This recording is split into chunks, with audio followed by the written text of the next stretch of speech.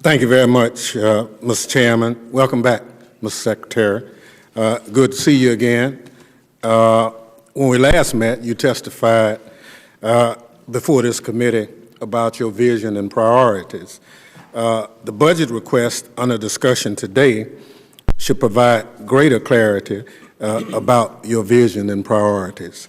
The budget request that the President submitted on your behalf is not simply a collection of numbers and tables. It's an expression of your values and aspiration.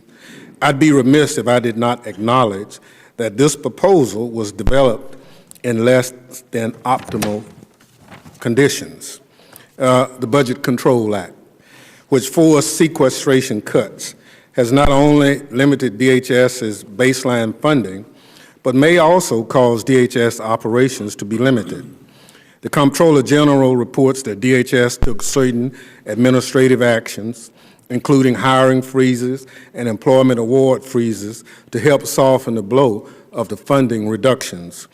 Even with those actions and the reallocation of carryover funding, sequestration took a toll on DHS's operation, particularly at the Coast Guard and ICE.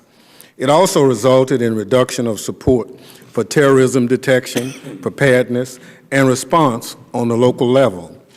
GAO found that the Coast Guard interdictions of migrant and drugs at sea were down by 29% and 24% respectively.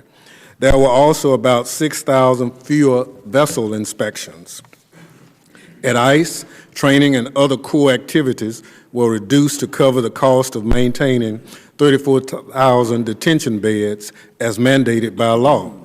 There were also significant reduction in the Port Security Grant Program and the Intercity Passenger Rail Program. The budget before us today would inflict deeper cuts to state and local grant programs. Unless the President's proposal to close tax loopholes and institute new fees is accepted, there will be a $300 million reduction in assistance to state and local governments to enhance cyber capabilities and for university programs.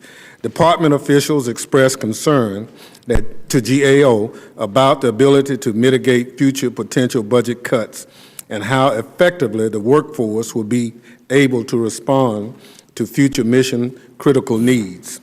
While I appreciate the budget addresses a number of key priorities at the department, including border security resources and recapitalization of the Coast Guard, I'm concerned about certain proposals. Particularly, I look forward to hearing more about the fee increase proposed in TSA's budget. It is rather surprising given that an increase to the fee was just authorized in December. And we'd like to see whether we're going to have another one, Mr. Secretary. Other areas that warrant discussion, including the department's proposal to consolidate state and local preparedness grants, which each Congress has unilaterally rejected in the past, as well as a reduction in university programs. These kinds of programs are essential to building homeland security throughout the nation. With that, Mr. Chairman, I yield back.